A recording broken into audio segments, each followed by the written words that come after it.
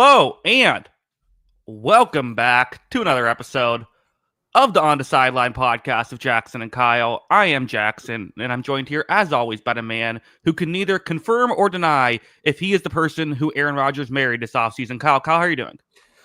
Doing pretty good. Definitely not the spouse of Aaron Rodgers. I can confirm that, actually. Okay. Wasn't sure if you were able to or not.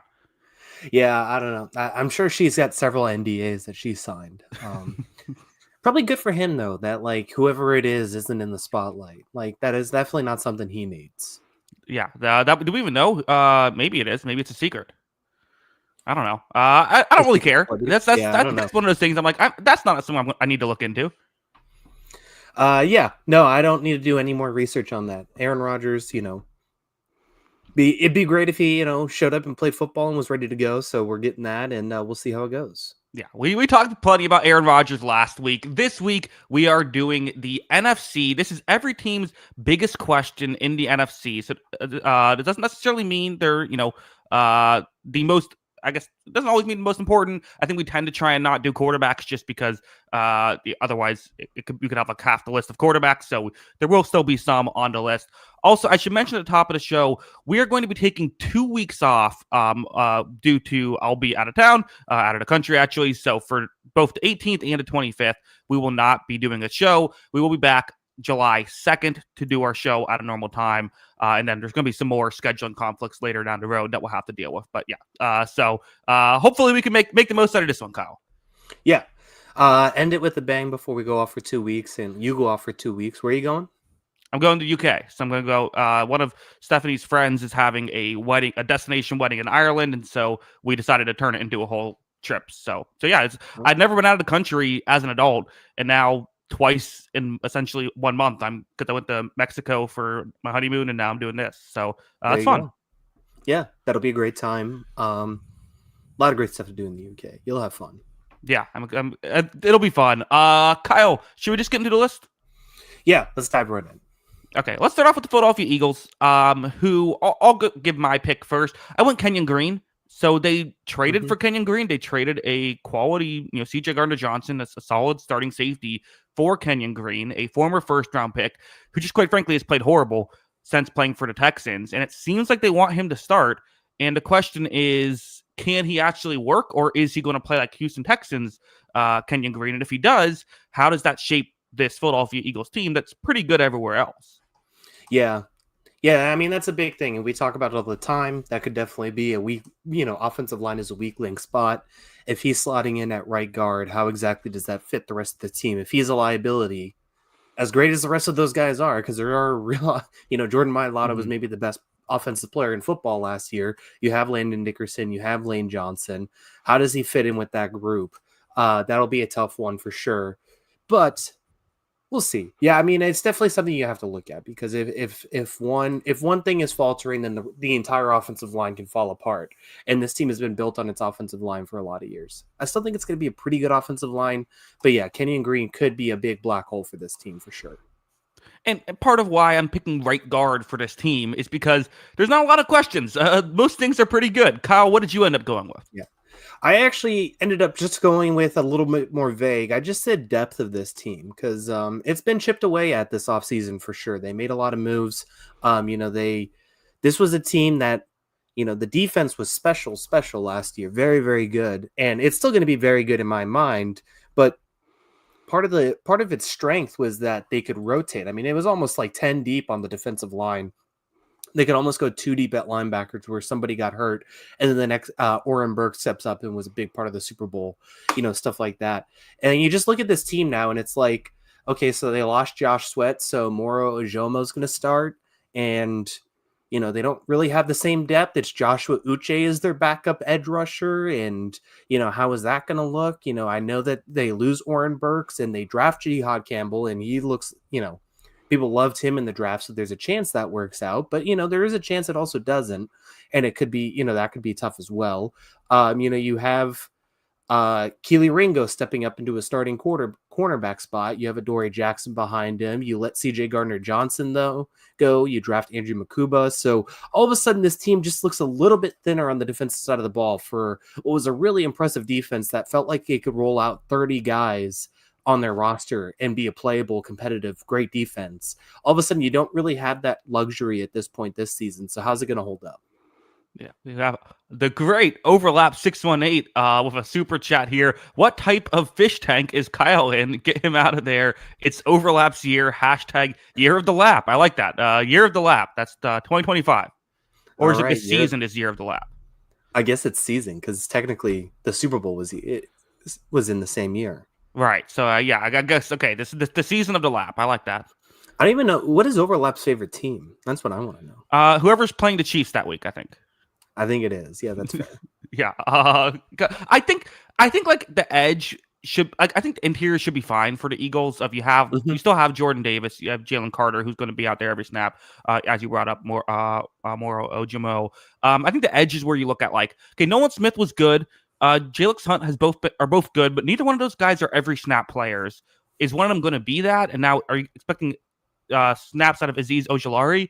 At the same time, though, Kyle, like that's still pretty good. Like that's like if the depth isn't great there, they're still all right. Yeah. I mean, for the most part, it should still be fine, but at the same time, they had that luxury before, and now it's not there. So can these guys play in bigger roles? Because there's a lot of guys stepping up into bigger roles, even though I still think the core of this team is still really darn good with Mitchell, Blankenship, DeJean, Jalen Carter, Zach Bond coming back, all that kind of stuff. The core of this team is still going to be really good, but all the pieces moving up into roles are going to step up. And then the backups behind them are also going to be as good as they were in those smaller roles. And Darius Slay too. Like that's a I think an underrated. He was good for them last year. Like again, everyone that should be slated to play should be pretty good. If this is Madden, you're not concerned. But like you said, like you're saying, everyone's stepping up. Will there be an issue? That's not a bad pick. Yeah. But yeah, I mean, the Kenyon Green one makes a lot of sense too, like you said.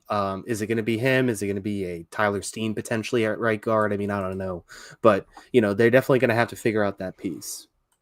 Kyle, let's talk some balls. The Washington Commanders, who coming off of an NFC Championship game appearance, what did you have as their biggest question entering 2025? Yeah, we love our balls here on the Sideline podcast. Once again, they had a magical run to the conference championship game. This could be the year of the balls, honestly. Is it? Yeah. We'll see. Yeah, I mean, it's the same thing that it was at the end of the year for me, though. It's Marshawn Lattimore and what he can do to this defense, because it's still, they got a little bit better on defense. We wanted them to be a little bit more aggressive in adding talent to that side.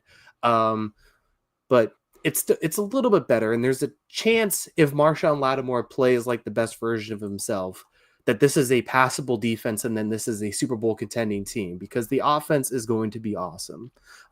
We know this team probably should put up a lot of points next season.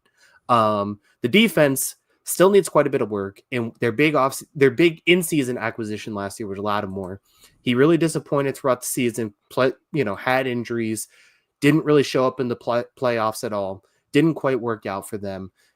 They brought him back, but they also brought in Trey Amos, who they drafted. They have Mike Sanders-Strode on the other side, who looked pretty good. There are options there, but it still feels like they're going to need a good version of Lattimore for this defense to really kind of be passable and be Super Bowl worthy. And can we still get that from him in this year? I also went Lattimore. I think it's the correct choice. I mean, again, 29 years old. So this is the guy who is not like, you expect him to still have some years left, although sometimes corners do fall off. But I think the question is, we've seen it. It's a tale as old of time. The great corner goes to a different scheme and just isn't quite the same. This is a different scheme. Dan Quinn requires a lot of his corners, and sometimes guys really excel in one situation, don't excel as much in the other situation. But yeah, because you're right. If he can be successful, if Lattimore is Saints Marshawn Lattimore, which is totally possible, I'm not saying this is a great defense, because I still don't think they have like a great edge rush situation, but they could at least be a good defense. And if a good defense with this offense, this could compete with anybody. Yeah, I don't think there's anything that this turns into elite, but if they're like top 20 in the league at least, then like that feels like it'd go a long way for this team to beat anybody in the league. Like you said, they can win a Super Bowl that way, but this team can't be, what were they, like 28th in defense or something last season? It was low. They can't be that level and compete at this. You just saw in the NFC Championship game, the Eagles did whatever they wanted in that game when they needed to, and they got that win.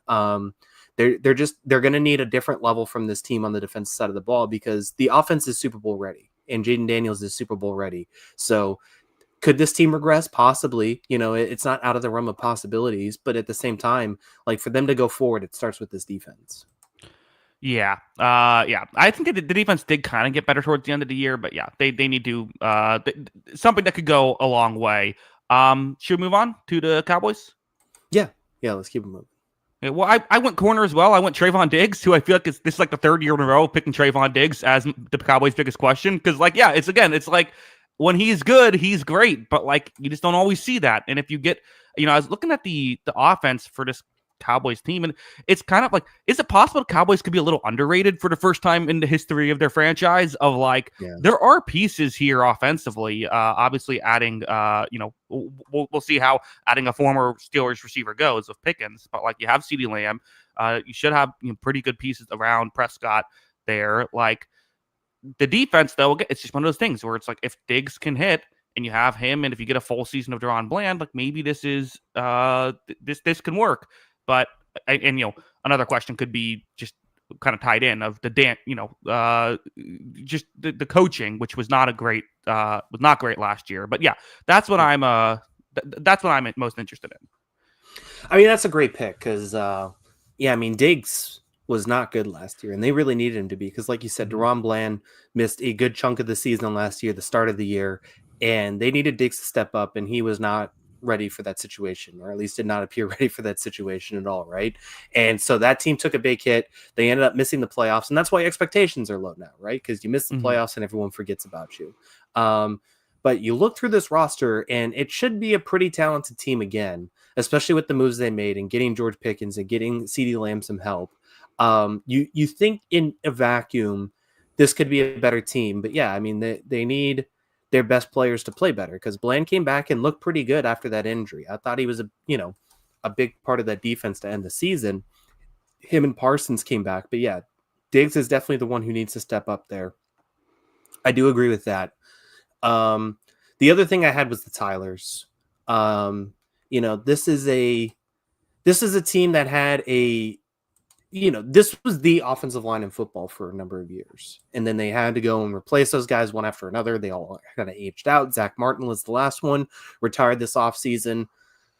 They go and draft Tyler Booker this year, which felt like a reach, but he was also probably the best guard in the draft just because it wasn't a great interior offensive lineman draft. So they go and get Tyler Booker, who's a guy they liked. They had Tyler Guyton last season, who did not look good filling in for Tyron Smith, who was on the Jets last year and was a all-pro guy for a number of years for this team.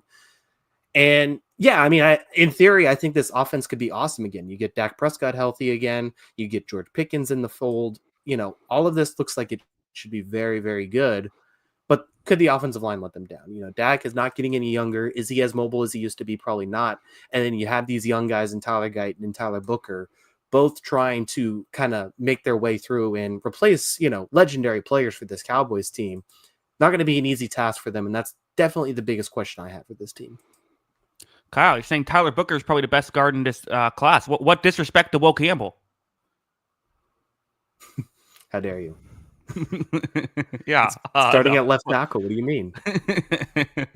Yeah. Your biggest question, you didn't think about will Joe Milton be the next superstar? Yeah, I mean, we saw what he did in Week 18. Everything's possible. Yeah. How mad would you be if Joe Milton was like awesome, like the next Mahomes? And Drake May was just like okay or like suck. Yeah, like Drake May's okay. Cam Ward's awesome. Joe Milton's awesome. That would be the worst. That'd be frustrating for sure. Yeah. Yeah, I think so. But we'll see. Let's move on to the Giants. What'd you go with their biggest question? I had corners there. I don't, the quarterback thing, I think Russell Wilson's going to be fine. I think he's going to be an upgrade over what they had. It should help stabilize the offense a little bit.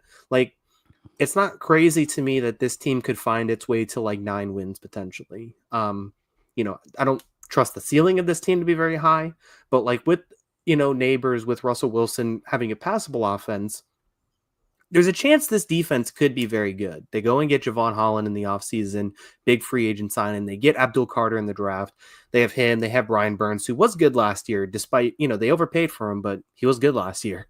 Dexter Lawrence was very good on this defensive line. He always is. He's a superstar at that position. There's a chance this could be awesome, but, it's going to come down to Paulson Adebo, Deontay Banks, Corey Black, Cordell Flott. These guys at the corner room, they have to step up and be those, at least be playable at those positions, because you have superstars across the roster on this defense. Those guys just have to, do their job and be good at it. And we just, this was one of the worst corner rooms in the league last year. So how's that going to work? Yeah, it's a good. My take was kind of similar to what yours was. Mine is just, how do all these new pieces fit together? Because like you said, like you have Javon Holland and Paulson Adebo. You're adding multiple guys. Will that all work together? And then of course the edge rush situation now with adding up Abdul Carter to the Thibodeau and Burns situation. Yeah, it just how does, kind of like what you're talking about? How does this all work?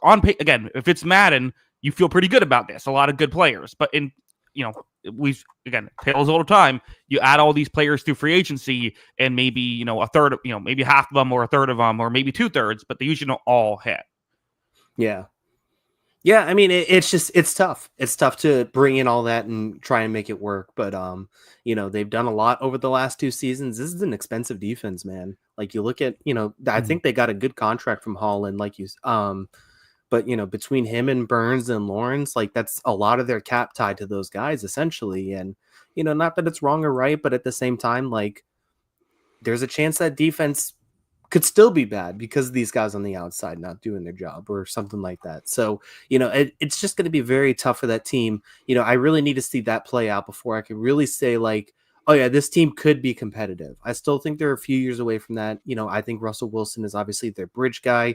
Will we see Jackson Dart this season? I guess it kind of depends on how all that looks. Yeah. Kyle, I'm proud of us. Neither one of us went to quarterback situation here. No, I mean, I know who Russell Wilson is. Like, yeah. I think he's going to be fine. Like, he's going to be like the 18th best quarterback in the league, potentially. I think the interior offensive line was the only other thing I look at, but I also just kind of look at that and like, I think that's going to be bad. So I don't really know what else beyond that. Yeah, I agree. Let's move on to the Detroit Lions. I'll go first here, Kyle. And listen, I gotta be the Jared Goff hater here. I'm gonna say, is Jared Goff that guy? Everyone's been talking about how good Jared Goff is. Jared Goff, and he's been in MVP discussions a bit these past couple of years, and I've always kind of been like, I feel like he plays well, but there's also a loaded offense around him. Great offensive coordinator, great offensive line, great weapons. The weapons are still really good, but the offense and the tackles are still really good. And you still have good running back, so it's not a horrible situation. But the situation has taken a massive hit this offseason, and the question is just going to be, I think, is Jared Goff really the engine here, or is he a passenger? And I think we're going to find that out this year. Yeah.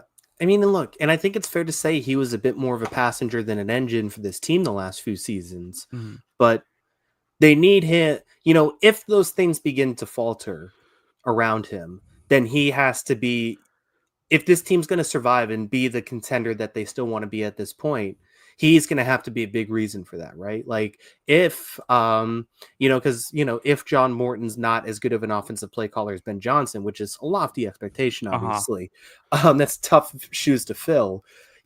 Goff is going to have to be a bigger part of the decision-making for this team as the experienced veteran quarterback that he is. That's just going to be part of the job sometimes if you're dealing with a younger offensive coordinator, because that was basically what I had. I had John Morton, Kelvin Shepard, the 2 coordinators as one. And then I also had Tate Ratledge, Graham Glasgow, and Taylor Mahogany, which is the new interior defensive line in this team. All 3 of those guys are basically brand new, starting in those spots.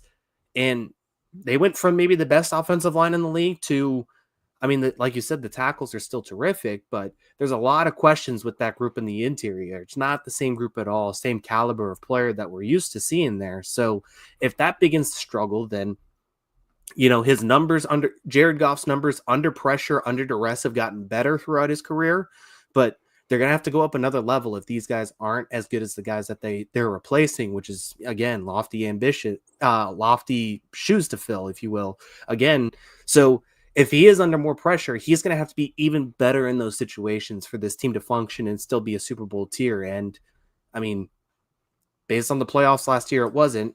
That's a 1-game sample size. He played really well at times. He had a few crazy bad games, but like that's something that Jared Goff does have to back up. Yeah, because like there are other questions with this team, like I said, that you brought up basically. But it's just like if Goff is really as good as some people think he is, then like those issues shouldn't matter, or at least they shouldn't matter that much. Right. It should, but I think that's the problem is that like those are the Detroit Lions fans are very stubborn on Goff. Like I wouldn't be surprised if this team's still really good. Like I'm not going to write off the Lions all of a sudden because of these moves, Right? but like if they win 12 games and are just like the 4th best offense in football, then all of a sudden like, or even like the 7th best offense in football, like, yeah, I'm moving this team down a tier. They're probably not as close to a Super Bowl as they were last year. And for them to do that, they would need the quarterback to go up a level, even without those pieces around him. Good news is hopefully their whole defense won't get injured this next year, so they should at least be better in that aspect. But let's move on. Let's go to the Minnesota Vikings. Kyle, where did you go? Yeah, I like you said, we try not to do quarterbacks, so we're doing 2 back-to-back though. I only had 2 quarterbacks, ironically, in this division. And one of them for me is obviously JJ McCarthy, because I just keep looking at this Vikings team, and this roster is so darn good to me. You could nitpick a few things, but at the same time, like they added talent to the offensive line, the interior offensive line, which kind of fell apart at the end of the season.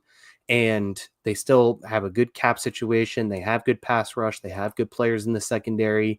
They have a great receiving core. They have a good running back, all that kind of stuff.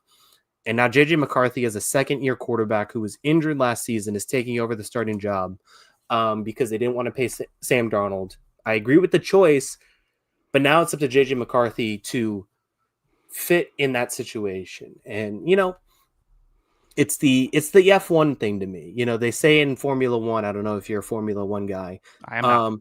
Yeah, they say in Formula One, though, that cars win races, drivers win championships, right? So the fastest cars are going to win the most races, but the best driver of those fastest cars is going to win the championship. You see it this year if you're an F1 follower with McLaren. They have the 2 best cars. Their 2 drivers are first and second. Oscar Piastri might win the drivers' championship because he is the best driver and he's going to win the championship. The best teams win a lot of football games. The best quarterbacks help those teams win championships. And so, yeah, JJ McCarthy has a lot of expectations to come in there and, be effective. But yeah, this team can win a lot of football games for the next 5-10 years that JJ McCarthy's there because it is such a good situation and there's so much talent on this team. For this team to win a Super Bowl, JJ McCarthy has to be good. And he has to probably be like top 10 good. Can he be that in year 1 or year 2? That's probably a little unfair, but he's got to go ahead and back that up and try and move this team over the top because like I said, like this is probably my favorite roster in the NFC besides it. Like if I felt more comfortable about the quarterback, I would pick this team to win the NFC now. But I don't know about this quarterback situation right now. We haven't seen JJ McCarthy play a snap of football. So yeah, I just think it comes down to that for me. Yeah, if all quarterbacks were equal, this would probably be the NFC favorites. So, and just in general, I mean, anytime there's a team with a young quarterback like JJ McCarthy, if we go a different way, we're just doing it to do it, right? Like, because it's always going to be the young quarterback is the actual question. And yeah, I had McCarthy as well for most of the reasons you mentioned. The only other like guy I would even consider is Dallas Turner, but like just because didn't see him a lot last year, but I'm also like, if he stinks, whatever. They have Jonathan Gennard and Andrew Van Ginkel still. Like, that's not even really a question for 2025. So, yeah, I think McCarthy has to be the choice.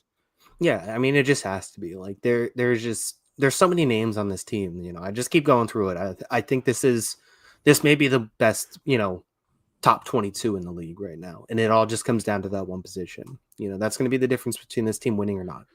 Yeah, Kyle, what'd you have for the Green Bay Packers? Going back to what we just said earlier with the corners, again, I don't want to beat it to death, but this is another team that I think has issues at that very same spot. The news obviously yesterday was they cut Jair Alexander. I don't think it was the wrong decision. I think he's obviously gone down a level, so that's why he got cut. You let Eric Stokes walk in the offseason. I don't think that was wrong either. He didn't quite live up to the expectations we had. But that just means there's a whole new group of guys trying to make this work. I like Nate Hobbs, who they got in the offseason as the nickel corner, but it's Kayshawn Nixon and Carrington Valentine taking over these corner positions. And this defense took a huge step forward. And again, they're going to need those guys to step up and do it again because they're in a division here with they have to play Justin Jefferson twice. They have to play Amon-Ra St. Brown twice. They have to play DJ Moore twice. Those are not easy guys to beat. I think they played the Eagles again this season. They got to face A.J. Brown. Those corners have a very tough job on their hands going forward. And yeah, they will see how that position group holds up for me. So it's a good point. They also do have Javon Bullard, who was a second-round pick from I believe that's a year ago, so not this most recent draft. He played 800 snaps, and again, our friends at PFF had him as the 80th graded corner out of 98 eligible, so not ideal there. But sometimes guys play better in their second year. Yeah, it's an issue. In fairness to me, I made my list yesterday. I did it earlier, and so I did not know about the Jair Alexander issue. So that's probably the correct pick, Kyle. Yeah, I wouldn't have Jordan Love just because, again, we can do quarterbacks for basically every team with a young quarterback. But I feel like when he's good, he's just so good, and when he's bad, he'll also have long stretches where he just doesn't look like the answer, and then he'll put one of the top 10 games of the season on there. He has the flashes. I just want to see more consistency out of him. Yeah. And the question is, can that even change for him? Is that just who he is? We'll see. But yeah, I mean, it's going to be the big one for me. I think you could also mention the receiver stuff again. I think Jaden Reed had a really nice breakout season last year. I loved watching him play. And I think he's really fun. And him and, could you mention him and Matthew Golden as a big part of this? Matthew Golden's one of those guys who in college was always open. He's very explosive too. In theory, those two at the top of this receiving room could be very, very fun. But, that's still in theory. We haven't seen this receiver group really break out the way we were hoping either. Yeah. Kyle, I went 3 straight quarterbacks in this division. Actually, I went all 4 quarterbacks in this division. I don't know why that ended up working out that way, but it felt right in all 4 situations. You have Caleb Williams here as well, right, for the Bears? Yeah, this is the most obvious one. Another one where it's could you say the Luther Burden and Rome Odunze spot? Maybe. I think that's a question too. I think that's an interesting question. But that's not the biggest question. No. Bears fans aren't that meet up for the first time this summer aren't like, hey, what do you think about Luther Burden and how's that going to go next year? They're talking about Caleb Williams. Yeah, I mean, this is the biggest question for the franchise is, they've done everything they can at this point to make this work. There was very small flashes in year one. I think along with Caleb needing to do things better and grow up a little bit in spots, I think the franchise made a whole bunch of mistakes that are going to give him the benefit of the doubt for this one, but he's got to play better too. And the franchise is doing a better part. They have done everything in their power to make this work. They get the best offensive coach on the market. They rebuild this offensive line in a year. And there's a lot of really talented players on that offensive line. All of a sudden, they draft another receiver. They draft a tight end. In theory, this offense could be amazing. But it all comes down to Caleb Williams living up to his height. Yeah. I think the other question, kind of what you're talking about, the other thing you could at least the other question that they have with the Bears, not the biggest question, but just how do all these new pieces fit together? You have a new interior, you have a new head coach who's never been a head coach before. Sure, he was an awesome coordinator, but those guys don't always turn into awesome head coaches. And like you said, some young receivers. How can that all work? But that again, all of that still ties into Caleb Williams, right? Because it's just what kind of a situation is Caleb Williams going to be in this year? Because last year it wasn't quite as good as we thought it was going to be. Yeah, exactly. So it is. It's a big question for them, and yeah, I mean, if we see the best versions of Caleb Williams, this team could be surprisingly really good. I mean, maybe not even surprisingly really good. I mean, you look at the talent on this team. If you just look at the depth chart, you'd say this is a really good depth chart, right? Mm-hmm. But there's a lot of good teams in the NFC all of a sudden. So, who knows? Yeah. This is a good question from Kieran. What if Caleb doesn't do well this year? Does he get another year? What do you think, Kyle? I think it depends on what exactly doesn't do well. Let's say he does this, how he played last year. He plays exactly that way this year as well. I think they're probably looking for another option. I think that's the right way to phrase it. I don't think that they go in saying we have to get someone else, but I think they say if there's someone else on the market, Then maybe they do like the Colts of getting Daniel Jones, right? It's like we're not going to fully go out, like we're still going to leave the door open, but like we're going to at least have another option. Yeah. Yeah, I mean, exactly. So if it's like that, if there, I mean, there's like if he's explosive and turnover happy at the same time, he'd probably get another season to say, okay, let's clean that up, stuff like that. If there's, if there's small fixable things, I think that is one thing. But if it's like he can't connect on a deep ball all year again and all that kind of stuff, I think that's where you have the questions. Yeah, I think so. Things happen. Things happen fast. It would also depend on like I don't think they were going to move off of Fields after that year, but then they had the opportunity to get Caleb Williams, right? Like it could depend on just what is in door number 2. Yeah. Yeah, 100%. You got to see what's available in the offseason too. But yeah, I definitely think if he plays badly again like that, they should bring in another option to at least make it a competition. Yeah. Let's move on to my team, the Tampa Bay Buccaneers. I'll go first because of that. I want Hassan Reddick, the free agent signing, where it's very much a one-year flyer type deal. Someone who has had some really good years and is still only 30 years old, but obviously last year he held out for a new contract, ended up getting traded to the Jets, and still held out for a new contract when they didn't give it to him after trading for him.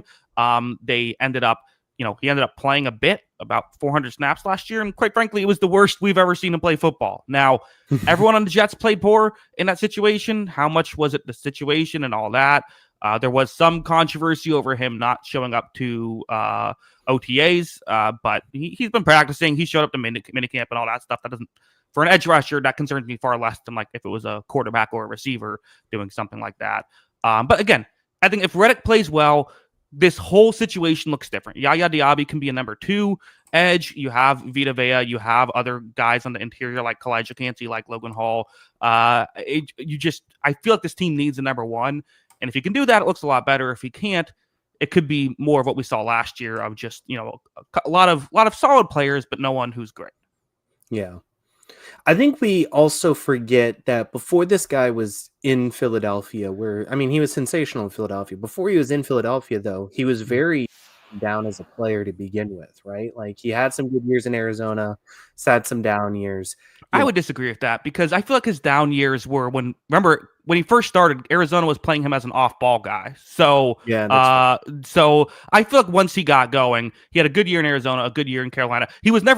He's had the one great year, right, in 2022 with the Eagles. He's only been that once, but I feel like he's been good to great ever since he got good.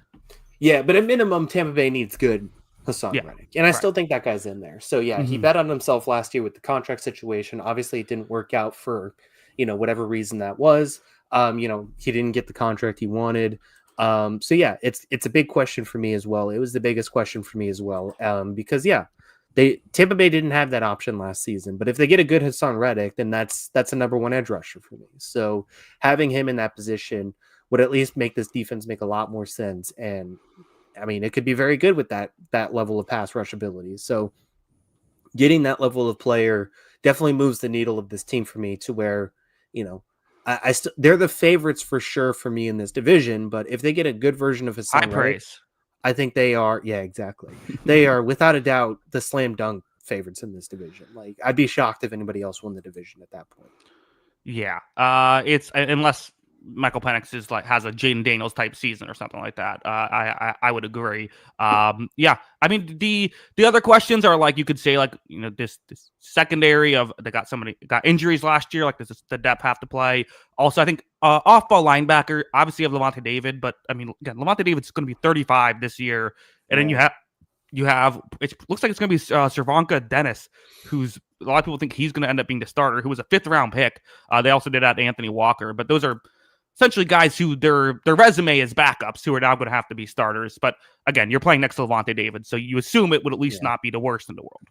Yeah, I did have a little thing too that this was the only thing I considered was like the older veterans on this roster. Like, does that begin to play a part in this team? Because like you said, David is 35. Vea is still like good when he plays. I'm not going to say anything about that, but like I don't think it's quite peak Vea anymore at that nose tackle spot. It's not quite the same as his very best games. Does he begin to slow down? Chris Godwin coming off a major injury. How does he look coming back, even though they've invested a lot in that receiver position? Mike Evans has had, he had a litany of, it felt like, leg injuries last season. What does he start to slow down? Like, obviously that would change a lot of this team if these older players begin to show signs of, just aging. And that's why I ended up not really picking it, because like, if they're old, then yeah, this team probably is going to have some problems. But at the same time, like, I think that is something you have to begin to question with these guys. Like, this core of the group that won the Super Bowl was a big part of this team for a number of, going at a decade. Like, those guys aren't getting any younger. Yeah, it did kind of throw me for a loop a little bit, seeing that Vita Vea is 30. That feels wrong. Feels like he just got there. Like, nothing makes you feel older than football ages. I feel like, especially like for me, like Levante David and Mike Evans have been here for so long. I feel like, oh no, like those are veterans. But like, yeah, I guess Vea is a bit of a veteran here. Yeah. Yeah, I mean, it's been an important core of the team, right? So, it's fun to watch those guys in their twilight, and it's awesome that they all came back. Levante David continues to come back. Chris Godwin, took a pay cut to come back, honestly. So, sorry about that. Yeah, it's fine. I mean, like, we got Stephon Diggs. He's big alpha male. Look, you don't want to take that for granted, because it is cool to see all those guys, play their careers in Tampa Bay for sure.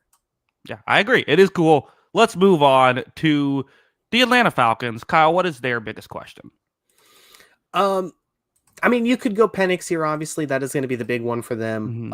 I didn't want to do all quarterbacks. I only did the 2 in the NFC North, but that is probably what everyone in Atlanta is talking about, is how good could Penix be. The big one for me, though, is I did, they drafted James Pierce in the first round. They paid Leonard Floyd. And this was just such a huge problem for this team last season. They were the worst pass rushing team in the league. And I know we just did a pass rusher with Hassan Reddick, but this team was miserable because they couldn't touch a quarterback. And it was, they just had forever. The secondary has so many talented players. Jesse Bates was debatably the best defensive player in football 2 years ago. And they just couldn't cover because, like, they couldn't get after a quarterback. So can James Pierce, can Leonard Floyd at least just, like, cause problems, at least make it a little bit easier on the secondary, because like this defense does have some talent. I think should be better than what it was last year. Yeah, and also Jalen Walker as well. I don't know what I haven't paid close enough attention to know what exactly the plan is. I've always viewed him as an edge rusher, but PFF has him listed as a linebacker still. I guess we'll see what happens there. But yeah, I also went the edge rush situation for pretty much every reason you mentioned. It's been an issue like since that one Vic Beasley season. I was going to say since Vic Beasley left, but that's not true, because it was very much an issue when he was there too, just except for that 1 year. The edge rush situation, it's been an issue, and they need to have some players be able to, they need to have some players step up. I do feel like that would be a big improvement. Obviously, like you said, Penix is the real question, but if we can avoid quarterbacks, we will. Yeah. Who was their last like good edge rusher? Was it Dwight Freeney? He was like 500 when he was there. I guess so. Yeah. Well, because he was there for the Super Bowl, right? Yeah. Yeah. I think it'd have to be him, because he was still good that year too. Like, yeah. That's a bit of a tough situation for Atlanta. Yeah. That's wild. Yeah. Very big problem there. Didn't they have like a Dexter Fowler year or something, or did I have that wrong? Maybe they've had some like one, again, like the Vic Beasley year. They've had some like one-offs, but they have not had like, oh, this is a good edge rusher who plays for them consistently for a while. Yeah, that's very true. But yeah, they definitely need one of these guys to step up. But I think it's got to be Pierce, honestly. Like, yeah. I like Floyd a little bit, but like, I think we just kind of know who Floyd is. He's going to get his 7-8 sacks, and I think that's kind of what I'm banking on. That's about it. Yeah, Floyd seems like a great hustle guy and all that stuff. But Arnold Ebiketie, again, rotational guy. And then if Jalen Walker does play, I think he's a bit of a edge. I think he's a bit of a project. I agree. I think James Pierce has to be the guy if they're going to be good right away. Yeah. You didn't think at all about will Raheem Morris use his timeouts in a key situation when they're trying to make the playoffs? I said, will Raheem Morris last the season? We'll see. Yeah, it's tough. But yeah, we had him at 32, right? That's all. That usually means good things. Yeah, Yeah, he's going to bounce back. Big year for him coming. Yeah. Kyle, let's move on to the Carolina Panthers, who I'm not being mean here. You know me, I love an opportunity to make fun of the Panthers, not doing it here. Ted McMillan. Just Yep. if he can be awesome, this just changes things. If again, it's not fair to ask a rookie quarterback a rookie player to be great right away. But if he is great right away, now Xavier Legette can kind of play some number 2 roles, right? Maybe he gets easier matchups. Maybe we can see something more out of him this year. If not, you Number still 2. have. Yeah. Don't you dare disrespect Adam Thielen like that. Okay, is Adam Thielen going to play the outside receiver spot a lot? I don't think so. He's going to do whatever he needs to do. Adam Thielen forever. I hope he's just on this team till he's 90. Yeah, I'm not disrespecting Adam Thielen. I expect him to be good. I was kidding to him. He will still be good. The best player in Adam Thielen, best player in the league at an out route on a 3rd and 7 against man coverage. True. Yeah, that's fair. No one's better. That was automatic last year. For Bryce Young, who just needs more consistent play, if Legette can maybe do something on the outside as a quote-unquote number 2 option on some plays, with David Moore as well, Jalen Cocker as well, you now have some, like, it just could be way better, and you can actually have a situation where Bryce Young can potentially have some success. Yeah, I mean, absolutely. I mean, we saw, the other thing you could say is like the Bryce Young bounce back season, but like I said, you didn't want to have quarterback. Is he going to be like he was at the end of year 2, or is it going to be like the start of year 2 again? Wait, you think that's even a question? Yeah, I hope he's back. I hope this is the Bryce Young was great. So, I'm Bryce Young truther. Yeah, if he turns the corner here and this is just who he is now, then I mean, they have something brewing there. And yeah, like you said, I had Ted McMillan as well. Like it's just the same thing. Like this team has not given them a lot of weapons to be successful. And there are a lot, there were some big Ted McMillan fans in the draft, and there's a scenario where I think he's awesome, but this team just has not drafted receiver. I mean, they haven't drafted a lot of positions well lately, but they haven't drafted receiver well, especially lately, with Legette, who struggled at times, with Jonathan Mingo, who's on a different team. Jalen Coker's probably their best receiver they've drafted in the last few years, and I think was he even drafted or was he undrafted? But yeah, so it was they definitely need to address that position, and they need a number 1 guy. And McMillan shows flashes of being that number 1 guy, and it could work out. Yeah, Coker undrafted, so it does not count. They got Derek Brown. Derek Brown was good. Is good at defensive tackle. A receiver? No, I'm just kidding. Not a receiver. Yeah, I was just looking at the players they have drafted well. Derek Brown, J.C. Horn. Maybe Ike McQuarrie's played well. And then maybe Bryce Young. I just said they haven't drafted receiver, especially. But they haven't drafted a lot. Well, then you said they haven't drafted a lot well, and I was going through the list of players they have drafted well, and there's like 3 or 4. Maybe 3, maybe 4. Yeah. 17 more good draft picks, and they got an NFL team. Yeah. What? That's like the old like John McKay quote of like 2 or 3 plane crashes and we're into playoffs. Yep, pretty much. Yeah. Yes.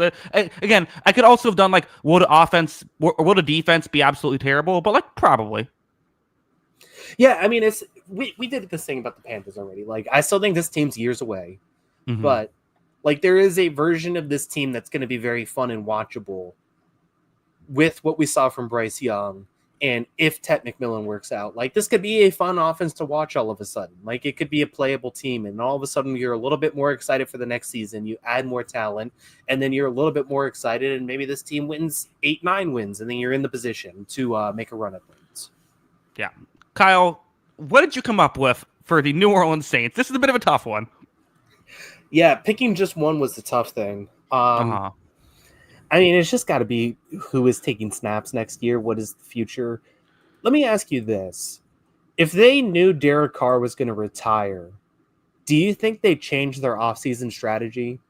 Because, I mean, this team just loves to kick the can down the road. Probably go for it, yeah.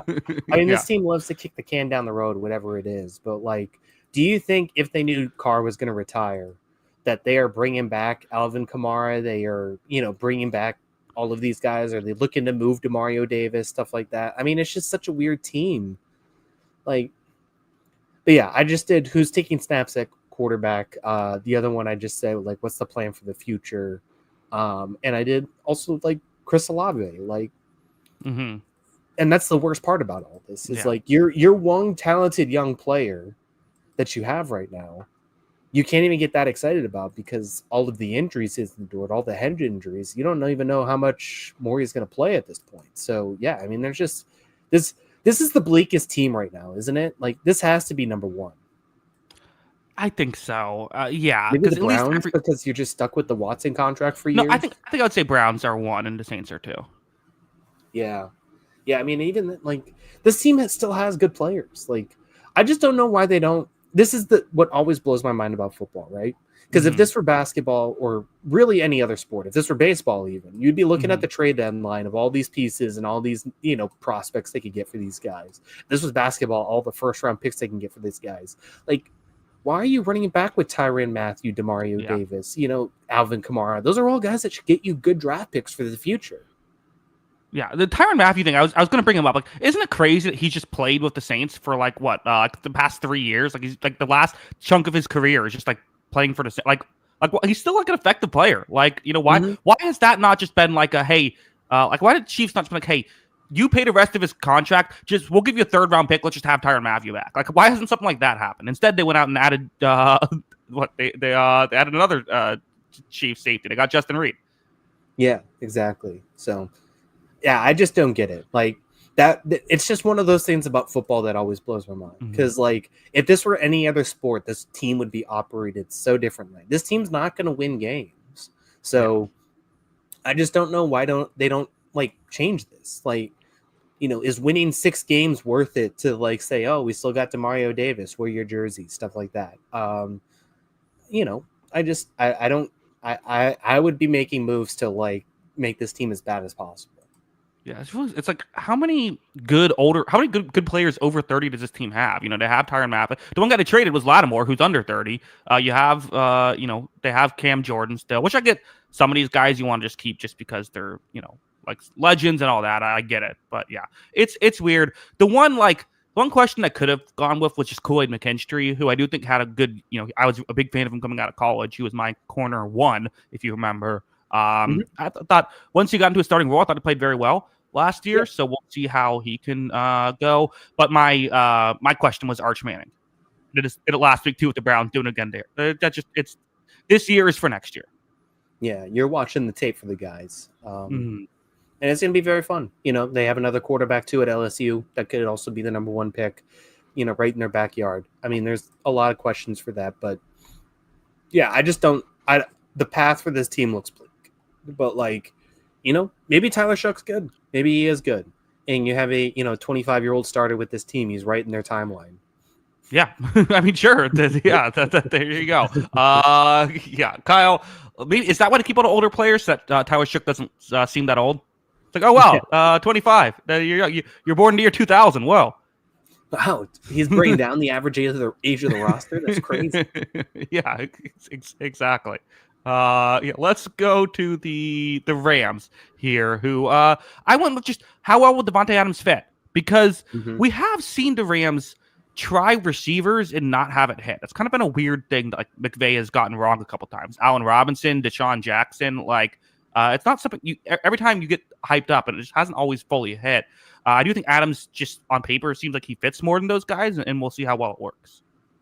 Yeah, on paper it definitely does. And he's just a more talented player than a guy like Deshaun Jackson was too. So that plays a big part.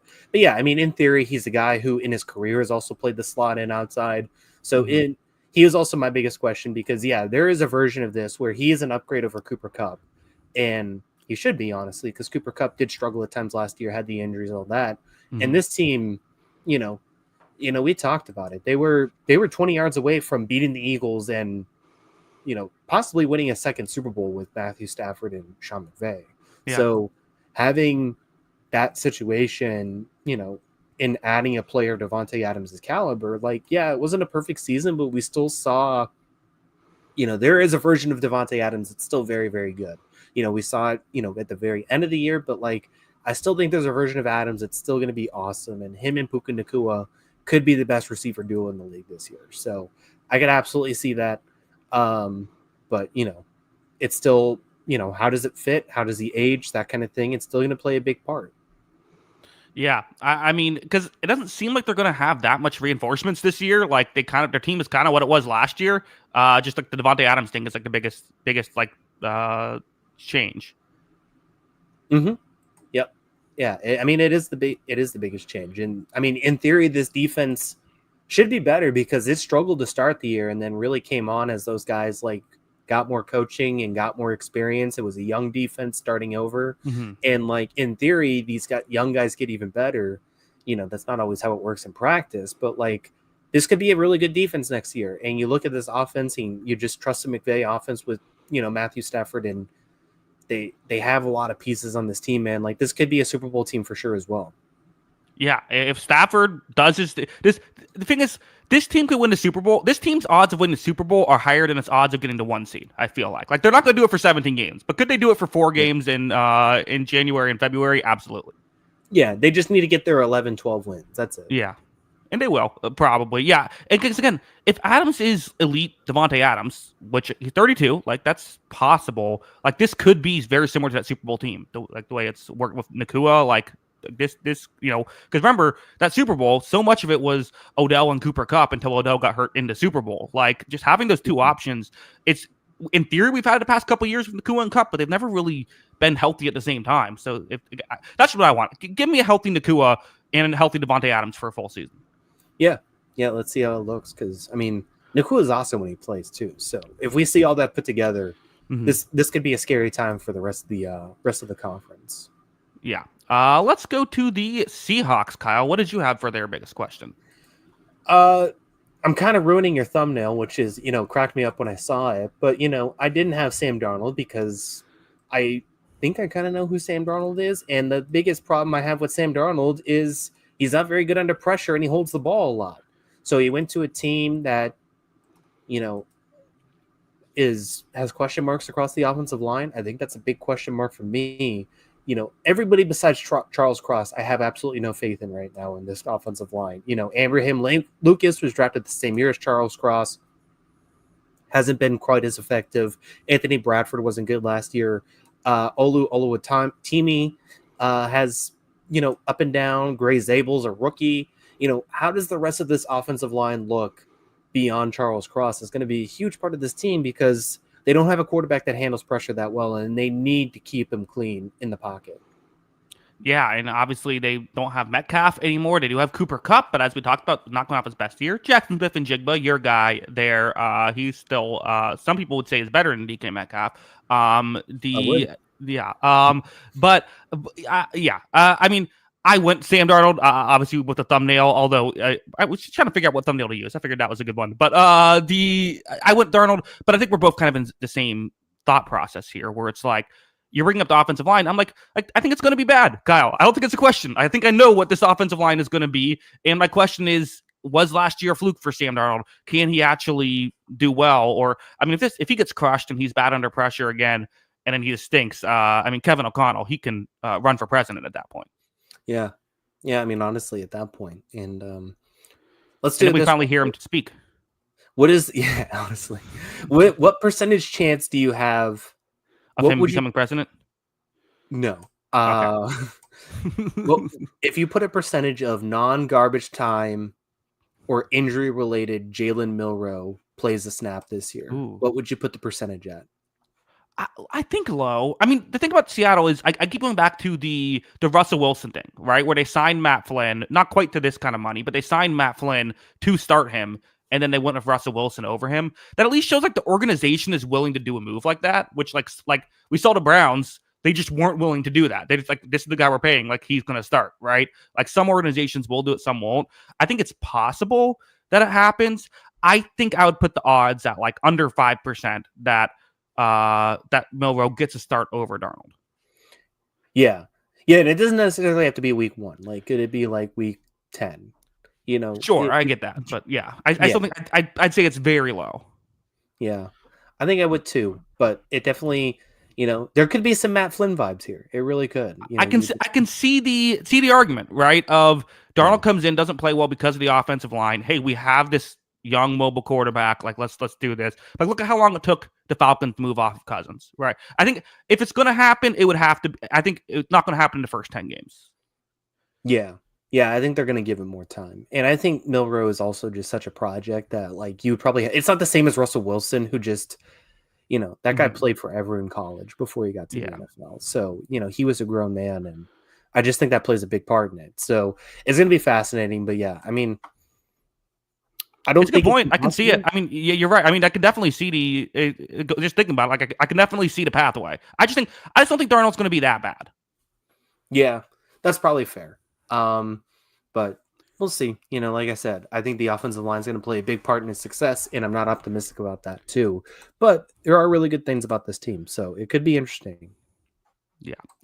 Let's go to the Arizona Cardinals, a team that I kind of struggled a little bit with. I decided to just go with Will Johnson and Walter Nolan, the two rookies, defensive players who they got with their first 2 picks in this most recent draft. 2 players that were, top 25 picks on the consensus big board, both. Obviously, Will Johnson falling in the draft due to injury concerns, but is still a great prospect and someone who could really help them out.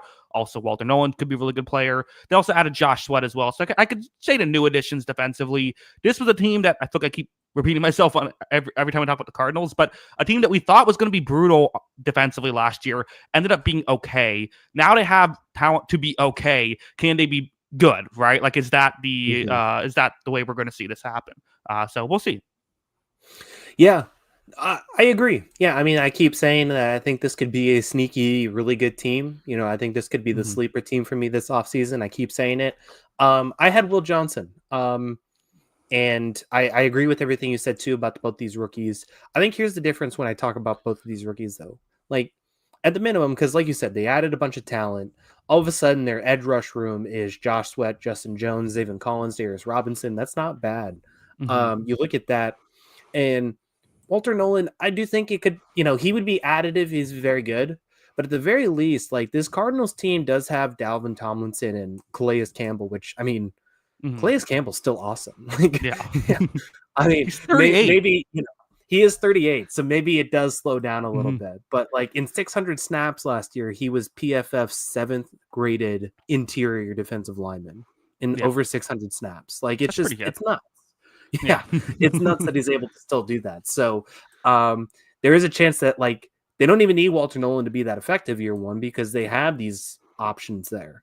But I have to just cut it a little bit. Just say Calais Campbell's not going to be out there for 1,000. Like, he played 600 snaps, and that's the most you're getting out of him. Like, Walter, you're going to still get at least 500 to 600 snaps out of Walter Nolan, ideally.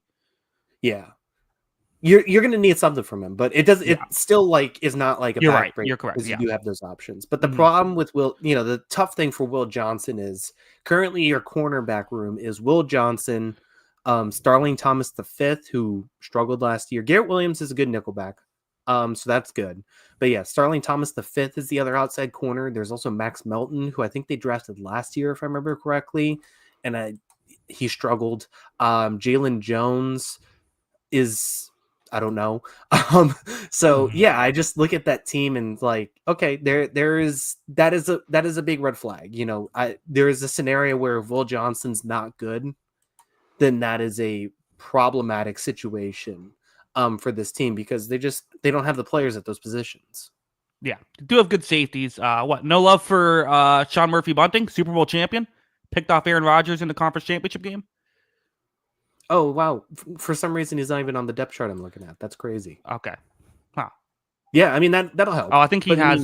He might be injured for the year or something like that. I can look that up. But either way, he has not done a lot these past couple of years since the Tampa Bay tenure. Yeah, it's still not quite the same. He was best as his third guy on that team. So it's still not an optimistic room for me for sure. Outside of like you said, the safeties and the nickel corner are good spots. Those 2 outside corners are going to be big question marks. And we just said too. So it's another one of those divisions where you're going to have to face Devontae Adams and Puka Nacua twice. You're going to have to face Jackson Smith and Jigba and Cooper Kupp twice if Cooper Kupp's healthy. Brandon Ayuk's out there still. That's going to be tough. Yeah, so he was unfortunately Murphy Bunting had an injury prior to the year. That's why he had a knee injury and he's out for the year. So that's unfortunate for Sean Murphy Bunting. But Kieran spreading fake news in the chat. Oh, unbelievable key run. Come on. Yeah. But Cardinals could be fun next year. Kyle, 49ers, let's finish things off here. What do you think their biggest question is?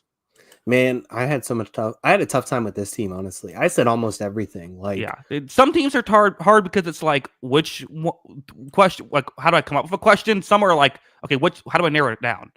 yeah, it's just like, this is one of those teams where it's like, you could tell me this team wins 12 games next year, and you could tell me this team wins like 5 games next year, and I would believe both situations. Like you still look at the top end of this roster: Brock Purdy, Christian McCaffrey, Brandon Ayuk, Juwan Jennings, Ricky Pearsall, George Kittle, Juszczyk.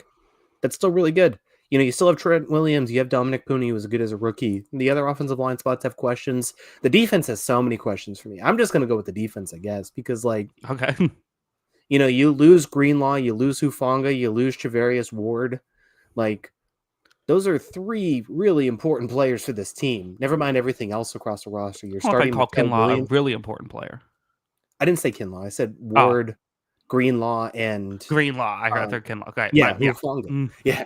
Right, yeah. So yeah, you're looking at Kinlaw wasn't with them last year. I got all mixed up. Sorry about that. Continue. Yeah.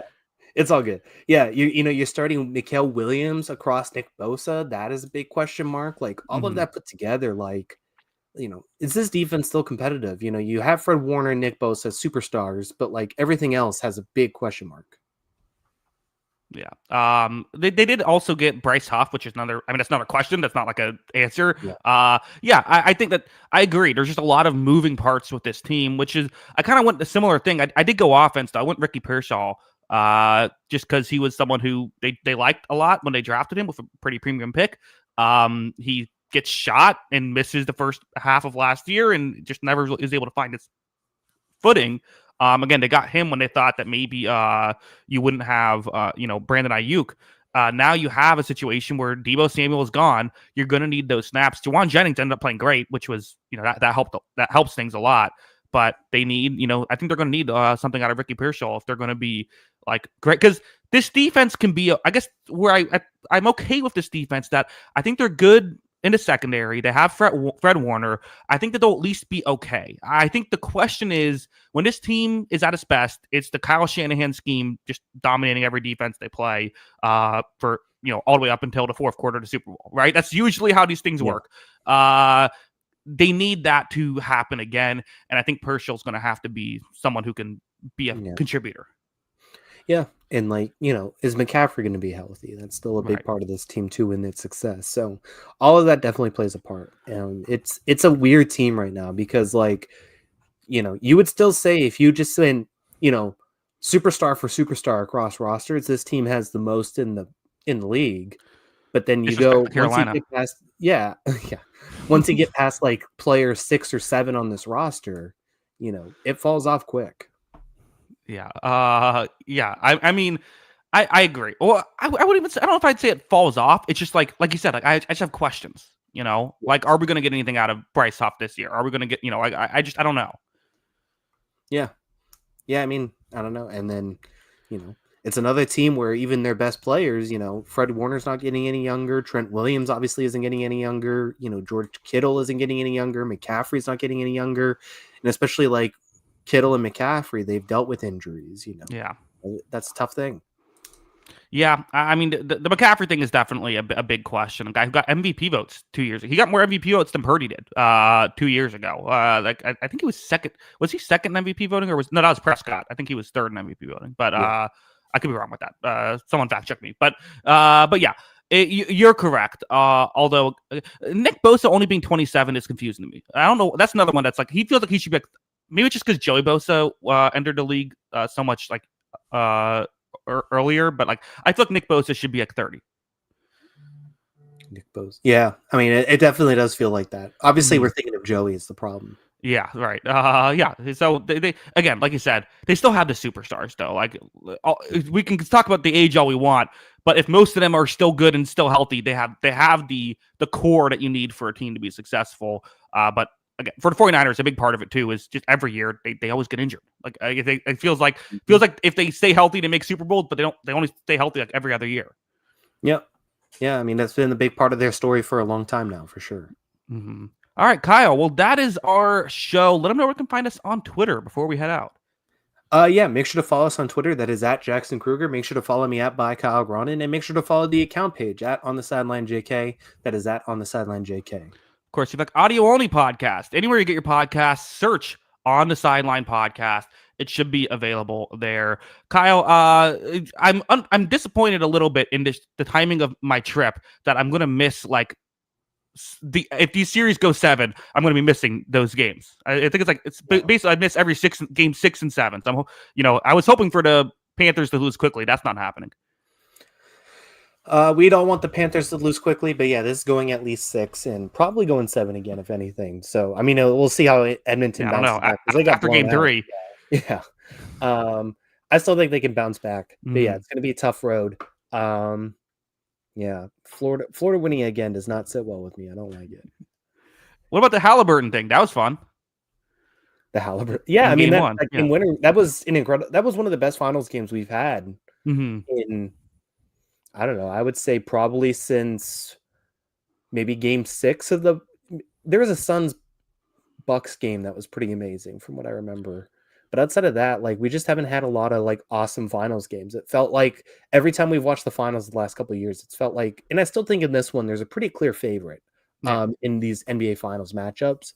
But at the very least, like they gave us something entertaining. Even if this ends up 5, that's an iconic game for sure. Yeah. I'm hopeful we can at least get, give us a little, come on Pacers, give us after game 1 was the first time, like maybe they could win it, but I don't know. I just feel like, it just feels like everything the Pacers can do, the Thunder can do, and also the Thunder have the MVP. Yes. The Thunder are better at everything. And they, that's the thing, like the speed Indiana plays at is just jarring for a lot of teams to match up against. That's what catches a lot of teams by surprise. It doesn't catch Oklahoma City by surprise because they play fast. So all of a sudden, if your team's not caught by surprise and this team can play just as fast as you and is more talented, it's tough. Like I think Indiana, There are 2 things they need is basically Halliburton to play incredibly well, which he just hasn't played incredibly well in this finals, and then they need to shoot the lights out. Like that's their one path to winning, where it just feels like Oklahoma City has several paths to winning, and that's going to be the tough thing. I wouldn't be surprised if it ends in 5, honestly, but maybe Indiana shoots well. They've shot out of their minds in the playoffs at home, so that could play a part. Yeah, it's been interesting, but yeah. Any other thoughts, or want to get out of here? What are your predictions for the series? What do you say for now? Last time you said you had Oilers, and I forget what the games were, but you had the Oilers and the Thunder.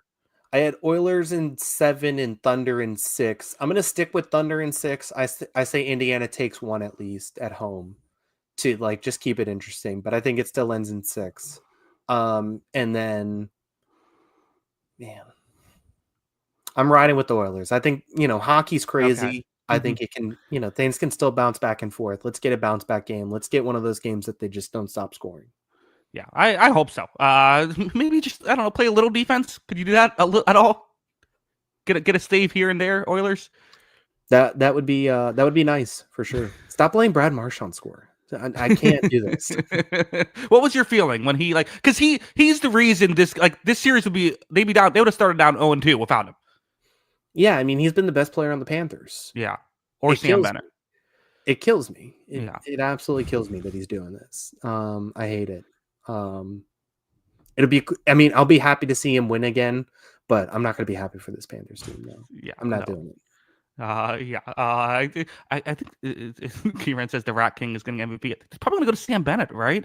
I thought it was going to be Marchand, but Sam Bennett keeps scoring. The Leafs are going to give him so much money. They're going to give him as much as Marner gets. I mean, do they have cap space? Not really, but some team is going. Some team like that is going to give him just an absurd amount of money. The interesting one to me is Dallas for a couple of these guys because it seems like they're going to move. What's that guy's name? The Jordan Robinson or whatever. Oh, right. Jason Robinson. Yeah. I always thought he was overrated anyways, so I'd be fine with it. Well, look forward to when I get back and we're talking about Jason Robinson to the Bruins. No. No, this Bruins team needs to completely rebuild. But yeah, I mean, it sounds like they might trade him and then go for a guy like Marner. Maybe they go for a Sam Bennett. I don't know. It'd be that'd That'd be a pretty interesting move. Yeah, it'll be fun. Kyle, that is our show. I will see you again in nearly a month. It's going to be in 3 weeks. I will see you again if you missed the beginning of the show, July 2nd will be our next show. We're taking 2 weeks off because I will be out of the country. We'll be back July 2nd. So everyone be on the lookout for that. And yeah, that's your show. Thanks again for watching. And until July 2nd, have a good one. Peace.